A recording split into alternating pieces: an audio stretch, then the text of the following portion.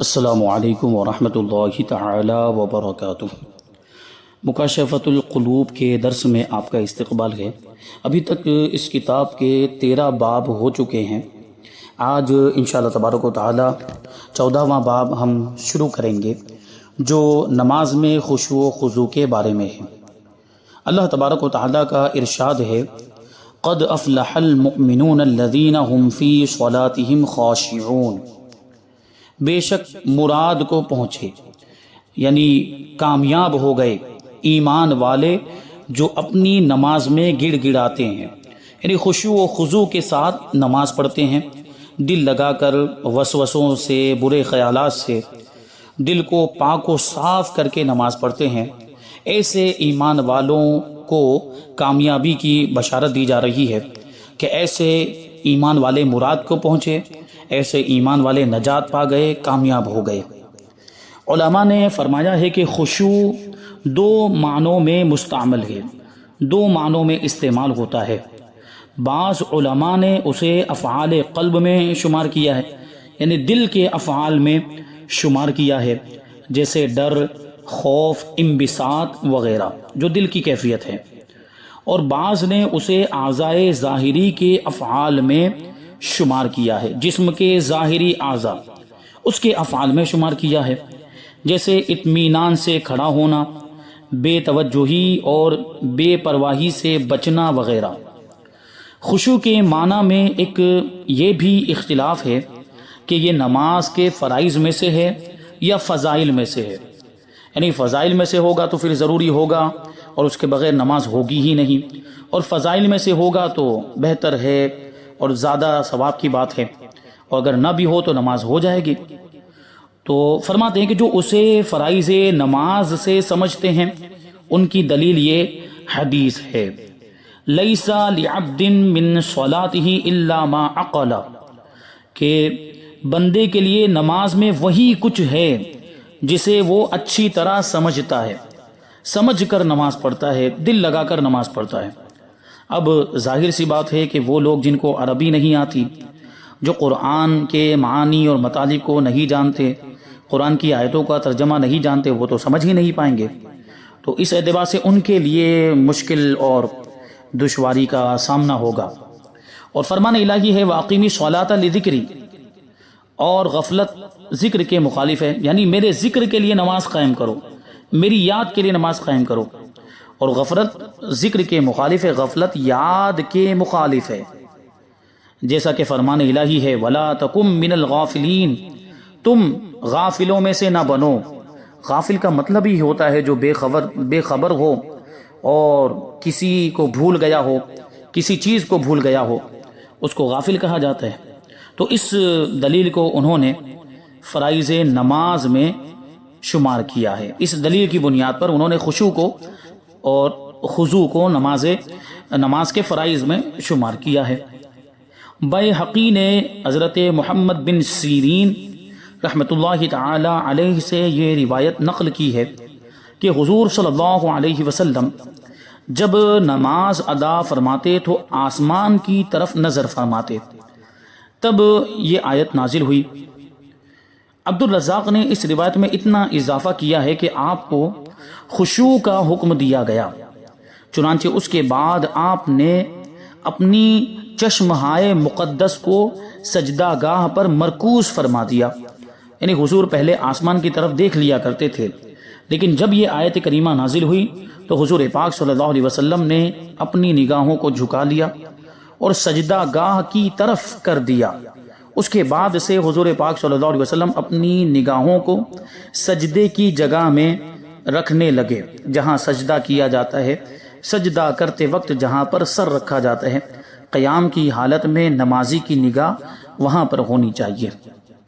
حاکم اور بیہقی نے حضرت ابو ہریرہ رضی اللہ تعالی عنہ سے روایت کیا ہے کہ حضور صلی اللہ علیہ وسلم جب نماز پڑھتے تو آسمان کی طرف نظر فرماتے، جس پر یہ آیت کریمہ نازل ہوئی، تب آپ نے اپنا سر اقدس جھکا لیا۔ اور یہاں پہ سر اقدس کو جھکانے سے نگاہیں جھکانا مراد ہے، کیونکہ چہرہ جو ہے وہ قبلے کی طرف ہونا چاہیے، نگاہیں جھکی ہوئی ہونی چاہیے۔ حضرت حسن رحمۃ اللہ تعالی علیہ کہتے ہیں کہ نبی کریم صلی اللہ علیہ وسلم کا فرمان ہے، 5 نمازوں کی مثال ایسی ہے جیسے تم میں سے کسی کے گھر کے سامنے ایک بڑی نہر بہتی ہو اور وہ اس میں روزانہ 5 مرتبہ غسل کرتا ہو، تو کیا اس کے جسم پر میل رہے گا؟ لہٰذا جب حضور قلب اور خشوع سے نماز پڑھی جائے تو انسان کبیرہ گناہوں کے علاوہ تمام گناہوں سے پاک ہو جاتا ہے، بغیر خشوع کے نماز رد کر دی جاتی ہے۔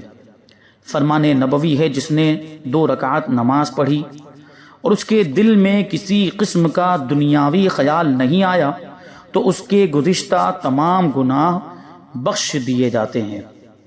حضور قلب سے اگر نماز ادا کی ہے تو یہ ثواب ملے گا۔ فرمان نبوی ہے، نماز کی فرضیت، حج کا حکم، طواف و مناسک حج کا حکم اللہ تبارک و تعالیٰ کے ذکر کے لیے دیا گیا ہے۔ اب اگر ان کی ادائیگی کے وقت دل میں ذکر خدا کی عظمت و ہیبت نہ ہو تو اس عبادت کی کوئی قیمت نہیں ہے۔ فرمان نبوی ہے، جسے نماز نے فحش اور برے کاموں سے نہیں روکا وہ اللہ تعالیٰ سے دور ہی ہوتا جائے گا، کہ نماز تو بے حیائی اور برے کاموں سے روکتی ہے، اور جس کو نماز بے حیائی اور برے کاموں سے نہیں روکتی ہے، اس کا مطلب یہ ہے کہ اس کی نماز ہی میں کچھ کمی ہے۔ وہ اپنی نماز کا جائزہ لے، فرائض و واجبات، ظاہری حقوق اور باطنی حقوق، خشوع و خضوع میں کوئی کمی آ رہی ہے، یا نماز میں بھی دنیا کی چیزوں، دنیا کے تعلقات کے بارے میں سوچتا رہتا ہے، تو ایسی نماز پھر ظاہر سی بات ہے بے حیائی اور برے کاموں سے کیا روکے گی۔ حضرت بکر بن عبداللہ رحمۃ اللہ تعالی علیہ کا قول ہے، اے انسان، اگر تو اپنے مالک کے حضور بغیر اذن کے، بغیر اجازت کے حاضر ہونا اور بغیر کسی ترجمان کے گفتگو کرنا چاہتا ہے تو اس کے دربار میں داخل ہو جا۔ پوچھا گیا یہ کیسے ہوگا؟ انہوں نے جواب دیا، وضو کو مکمل کر لے، پھر مسجد میں چلا جا، اب تو اللہ کے دربار میں آ گیا، اب بغیر کسی ترجمان کے گفتگو کر۔ ترجمان مطلب ٹرانسلیٹر، ہماری بات کو پہنچانے والا۔ تو مسجد میں آدمی مکمل وضو کر کے پہنچ جائے تو گویا وہ اللہ کے دربار میں پہنچ جاتا ہے، اب وہ بلا واسطہ اللہ سے گفتگو کرتا ہے۔ یعنی نماز میں بندہ اپنے رب سے سب سے زیادہ قریب ہوتا ہے، اپنے رب سے ملاقات کرتا ہے اور اپنے رب سے ہم کلام ہوتا ہے۔ حضرت عائشہ صدیقہ رضی اللہ تعالی عنہا کا ارشاد ہے، ہم اور حضور صلی اللہ علیہ وسلم آپس میں باتیں کرتے تھے، جب نماز کا وقت آ جاتا تو اللہ تعالیٰ کی عظمت کی وجہ سے ہم ایسے ہو جاتے جیسے ایک دوسرے کو پہچانتے بھی نہیں۔ فرمان نبوی ہے، اللہ تبارک و تعالیٰ اس نماز کی طرف نہیں دیکھتا جس میں انسان کا دل اس کے بدن کے ساتھ شامل عبادت نہیں ہوتا، یعنی دل میں دنیاوی خیالات اور وسوسے آ رہے ہوتے ہیں۔ خشوع اور خضوع کے ساتھ جو نماز نہیں پڑھی جاتی اس نماز کی طرف اللہ تبارک و تعالیٰ نظر رحمت نہیں فرماتا۔ حضرت ابراہیم علیہ السلام جب نماز کے لیے کھڑے ہوتے تو کافی فاصلے سے ان کے دل کی دھڑکن سنی جاتی۔ حضرت سعید تنوخی رحمۃ اللہ تعالی علیہ جب نماز پڑھتے تو ان کے آنسو ان کے چہرے اور داڑھی پر گرتے رہتے۔ حضور صلی اللہ علیہ وسلم نے ایک آدمی کو دیکھا تو حالت نماز میں اپنی داڑھی سے کھیل رہا تھا۔ آپ نے فرمایا اگر اس کے دل میں خشوع ہوتا تو اس کے اعضاء پرسکون ہوتے، یعنی وہ اس طرح داڑھی سے کھیلتا نہ ہوتا۔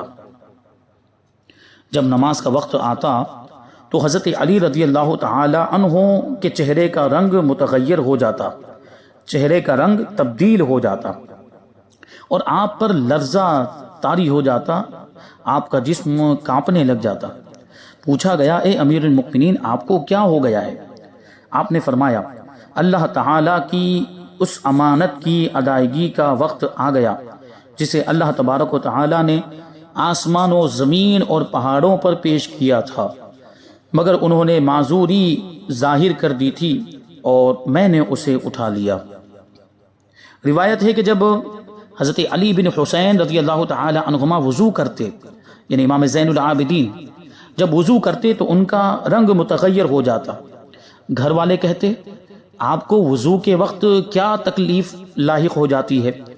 آپ جواب دیتے جانتے نہیں ہو میں کس کی بارگاہ میں حاضر ہونے کی تیاری کر رہا ہوں۔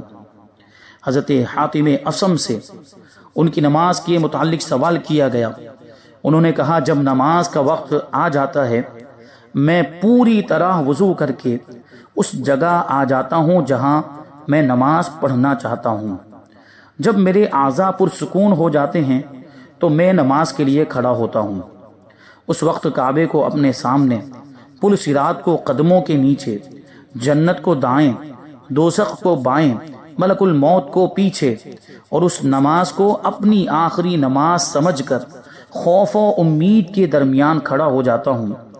دل سے تصدیق کرتے ہوئے تکبیر کہتا ہوں، ٹھہر ٹھہر کر تلاوت کرتا ہوں، تواضع کے ساتھ رکوع کرتا ہوں، خشوع کے ساتھ سجدہ کرتا ہوں، بائیں ران پر بیٹھتا ہوں، بائیں پیر کو بچھاتا اور دائیں کو کھڑا کرتا ہوں اور سراپا خلوص بن جاتا ہوں، مگر یہ نہیں جانتا کہ میری نماز قبول ہوئی یا نہ ہوئی۔ حضرت ابن عباس رضی اللہ تعالی عنہما کا قول ہے خضوع اور خشوع کی 2 رکعتیں سیاہ دل والے کی ساری رات کی عبادت سے بہتر ہے۔ فرمان نبوی ہے اخیر زمانے میں میری امت کے کچھ ایسے لوگ ہوں گے جو مسجدوں میں حلقہ بنا کر بیٹھیں گے، دنیا اور دنیا کی محبت کا ذکر کرتے رہیں گے، دنیا کی باتیں کرتے رہیں گے۔ ان کی مجالس میں نہ بیٹھنا، اللہ تبارک و تعالیٰ کو ان کی کوئی ضرورت نہیں ہے، کیونکہ مسجد نماز کے لیے ہے، مسجد عبادت کے لیے ہے، اللہ کے ذکر کے لیے ہے۔ مسجد میں دنیا کی باتیں کرنا منع ہے، جائز نہیں ہے۔ اور ایسے لوگوں کے بارے میں اللہ کے رسول صلی اللہ علیہ وسلم نے ارشاد فرمایا کہ جو مسجد میں بیٹھ کر دنیا کی باتیں کرتے ہیں اللہ تبارک و تعالیٰ کو ان کی کوئی ضرورت نہیں ہے، تو اللہ تبارک و تعالیٰ کا ذمہ ان سے بری ہو جاتا ہے، اللہ تبارک و تعالیٰ ان کی حفاظت نہیں کرتا۔ اب اگر ایسے لوگ مصیبتوں میں مبتلا ہو جائیں، اب ایسے لوگ آفتوں میں مبتلا ہو جائیں تو وہ اپنے آپ ہی کو برا بھلا کہیں کہ اس میں انہی کا قصور ہے۔ حضرت حسن رضی اللہ تعالی عنہ کہتے ہیں نبی کریم صلی اللہ علیہ وسلم نے ارشاد فرمایا کیا تم کو بدترین چور بتاؤں؟ صحابہ کرام رضی اللہ عنہم نے عرض کیا حضور وہ کون ہیں؟ آپ نے فرمایا وہ نماز چرانے والے ہیں، نماز میں چوری کرنے والے ہیں۔ عرض کیا گیا حضور نماز میں چوری کیسے ہوتی ہے؟ آپ نے فرمایا وہ رکوع اور سجدہ صحیح طور پر نہیں کریں گے، یعنی ایسے لوگ جو ادھورا رکوع کرتے ہیں، ادھورا ناقص سجدہ کرتے ہیں، وہ نماز کے چور ہیں۔ ایسے لوگوں کو ہم نے دیکھا ہے نماز پڑھتے ہوئے کہ وہ رکوع سے پورا کھڑا نہیں ہوتے ہیں، سیدھا کھڑا نہیں ہوتے ہیں، ان کی پیٹھ سیدھی نہیں ہوتی اور وہ سجدے میں چلے جاتے ہیں۔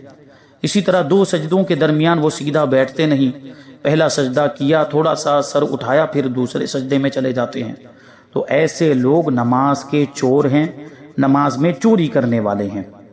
فرمان نبوی ہے قیامت کے دن سب سے پہلے نماز کے بارے میں پوچھا جائے گا، اگر نمازیں پوری ہوں گی تو حساب آسان ہو جائے گا، اگر نمازیں کچھ کم ہوں گی تو اللہ تبارک و تعالی فرشتوں سے فرمائے گا اگر میرے بندے کے کچھ نوافل ہوں تو ان سے ان نمازوں کو پورا کر دو۔ اب ظاہر سی بات جو لوگ فرض نہیں پڑھتے ہیں ان کے پاس نوافل کہاں سے ہوں گے کہ نوافل کے ذریعے سے ان کے فرض کی جو کمی ہے اس کی بھرپائی ہو؟ تو نوافل کا شوق ہوتا تو فرض کیوں نہ پڑھتا آدمی؟ کیونکہ نوافل بھی تو وہی پڑھے گا جس کے اندر عبادت کا شوق ہوگا، جو فرائض کی پابندی کرتا ہوگا۔ تو فرائض کی کمی یہ نوافل کے ذریعے پوری ہو سکتی ہے، لیکن نوافل بھی تو اتنی تعداد میں ہونے چاہیے کہ جن کے ذریعے سے جو فرائض چھوٹے ہیں، جو فرض نمازیں چھوٹی ہیں، ان کی بھرپائی ہو سکے، اس کمی کو پورا کیا جا سکے۔ تو اس سے ان لوگوں کو عبرت حاصل کرنی چاہیے جو نوافل تو کیا 5 وقت کی نمازیں بھی نہیں پڑھتے، جمعہ ایک دن آ جاتے ہیں، صرف جمعہ کی نماز پڑھ کے سمجھتے ہیں کہ ہم بہت پکے مسلمان ہیں، تو ان کو اس حدیث پاک سے عبرت حاصل کرنی چاہیے۔ فرمان نبوی ہے بندے کے لیے 2 رکعت نماز پڑھنے کی توفیق سے بہتر کوئی اور انعام نہیں ہے، کیونکہ بندہ مسجد میں حاضر ہوتا ہے، یہ اللہ تبارک و تعالیٰ کی بہت بڑی توفیق ہے، اللہ تبارک و تعالیٰ کا بہت بڑا احسان ہے، اس کی مہربانی ہے کہ اس نے اپنے دربار میں بلا لیا۔ تو جب نماز کے لیے حاضر ہوں تو اللہ کا شکریہ ادا کرنا چاہیے، اور جب مسجد سے نکلنے لگیں تو یہ دعا کر کے نکلنا چاہیے کہ پروردگار تو نے اس نماز کے لیے بلایا، اگلی نماز کے لیے بھی بلانا، اگلی نماز کے لیے بھی آنے کی توفیق عطا فرمانا۔ یہ دعا کر کے نکلنا چاہیے کہ مومن کو مسجد سے محبت ہونی چاہیے، مسجد سے لگاؤ ہونا چاہیے، اس کا دل مسجد سے وابستہ ہونا چاہیے۔ یہ ایمان کی پختگی اور مضبوطی کی علامت ہے۔ مومن مسجد میں ایسے ہوتا ہے جیسے پانی میں مچھلی، کہ مچھلی کو اگر پانی سے نکال دیا جائے تو وہ تڑپنے لگتی ہے اور دوبارہ پانی میں جانے کی کوشش کرتی ہے۔ تو مومن کا بھی یہی حال ہوتا ہے کہ مسجد سے نکلتا ہے تو بے چین ہو جاتا ہے، بے قرار ہو جاتا ہے اور دوبارہ مسجد میں جانے کی فکر کرتا ہے۔ اور منافق کا حال یہ ہے کہ وہ مسجد میں پرندے کی طرف ہوتا ہے، جو پرندہ پنجرے میں ہو۔ منافق کی کیفیت مسجد میں ایسے ہے جیسے پنجرے میں پرندہ، کہ وہ پنجرے میں رہنا نہیں چاہتا، جیسے ہی پنجرے کا دروازہ کھول دیا جائے وہ اڑ جائے گا اور ہرگز وہ واپس نہیں آنا چاہے گا۔ تو منافق کا بھی یہی حال ہوتا ہے کہ وہ مسجد میں بے چین اور بے قرار رہتا ہے اور باہر نکلنے کی کوشش میں رہتا ہے، اور جب مسجد سے باہر نکل جاتا ہے تو دوبارہ آنے کا اس کا کوئی ارادہ نہیں ہوتا ہے۔ تو ہمیں مسجد میں اپنی کیفیت پر غور کرنا چاہیے کہ ہمیں مسجد سے کتنی محبت ہے۔ مسجد میں جاتے ہیں تو سکون ملتا ہے یا بے چینی والی کیفیت رہتی ہے؟ تو ہم غور کریں کہ ہمارا ایمان مضبوط ہے یا ہمارا ایمان کمزور ہو چکا ہے، اس کا جائزہ لیں اور اس کا علاج کرنے کی کوشش کریں۔ حضرت عمر فاروق اعظم رضی اللہ تعالیٰ عنہ جب نماز پڑھنے کا ارادہ کرتے تو آپ کا جسم کانپنے لگ جاتا اور دانت بجنے لگتے۔ آپ سے اس بارے میں پوچھا گیا تو آپ نے کہا، امانت کی ادائیگی اور فرض پورا کرنے کا وقت قریب آ گیا ہے اور میں نہیں جانتا کہ اسے کیسے ادا کروں گا۔ سوچنے جیسی بات ہے، یہ وہ صحابی ہیں جو اسلام کے دوسرے خلیفہ ہیں، جن کو دنیا ہی میں اللہ کے رسول نے جنت کی بشارت عطا فرما دی تھی۔ ان کے خوف کا یہ عالم ہے، نماز ادا کرتے ہیں، نماز کا وقت آتا ہے تو کانپنے لگ جاتے ہیں اور یہ کہتے ہیں کہ میں اس امانت کو کیسے ادا کروں گا۔ حضرت خلف بن ایوب رحمۃ اللہ تعالی علیہ نماز میں تھے کہ انہیں کسی جانور نے کاٹ لیا اور خون بہنے لگا، مگر انہیں محسوس نہ ہوا، یہاں تک کہ ابن سعید باہر آئے اور انہوں نے آپ کو بتایا اور خون آلود کپڑا دھویا۔ پوچھا گیا، آپ کو جانور نے کاٹ لیا اور خون بھی بہا مگر آپ کو محسوس نہ ہوا؟ آپ نے جواب دیا، اسے کیسے محسوس ہوگا جو اللہ ذوالجلال کے سامنے کھڑا ہو، اس کے پیچھے ملک الموت ہو، بائیں طرف جہنم اور قدموں کے نیچے پل صراط ہو۔ یعنی یہ اللہ والے وہ اس تصور کے ساتھ نماز پڑھتے تھے، اس لیے ان کی نماز میں خشوع و خضوع ہوا کرتا تھا۔ حضرت عمرو بن ذر رحمۃ اللہ تعالی علیہ جلیل القدر عابد اور زاہد تھے۔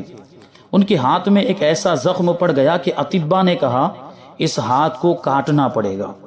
ڈاکٹروں نے، اس زمانے کے طبیبوں نے کہا کہ اس زخم کی وجہ سے اس ہاتھ کو کاٹنا پڑے گا، ورنہ اس کی سڑن پھیلتی جائے گی اور ہو سکتا ہے پورے جسم میں پھیل جائے، تو وہ جو سڑن ہے وہ نہ پھیلے، اس لیے اس ہاتھ کو کاٹنا پڑے گا۔ آپ نے کہا کاٹ دو۔ اطباء نے کہا آپ کو رسیوں سے جکڑے بغیر ایسا کرنا ناممکن ہے، کیونکہ اس زمانے میں ظاہر سی بات ہے بے ہوش کرنے کی کوئی دوا نہیں ہوتی تھی کہ بے ہوش کیا جائے پھر آپریشن کیا جائے یا ہاتھ کاٹ لیا جائے اور تکلیف کا احساس نہ ہو۔ اس زمانے میں ویسے ہی ہوش کی حالت میں ہاتھ وغیرہ اور اعضاء کاٹے جاتے تھے، تو ظاہر سی بات ہے وہ تکلیف ناقابل برداشت ہوتی ہے، تو اس لیے انہوں نے کہا کہ آپ کو رسیوں سے باندھنا پڑے گا، تب جا کے یہ آپ کا ہاتھ کاٹا جانا ممکن ہے۔ تو حضرت عمرو بن ذر نے جواب دیا کہ ایسا نہ کرو، بلکہ جب میں نماز شروع کروں تب کاٹ لینا۔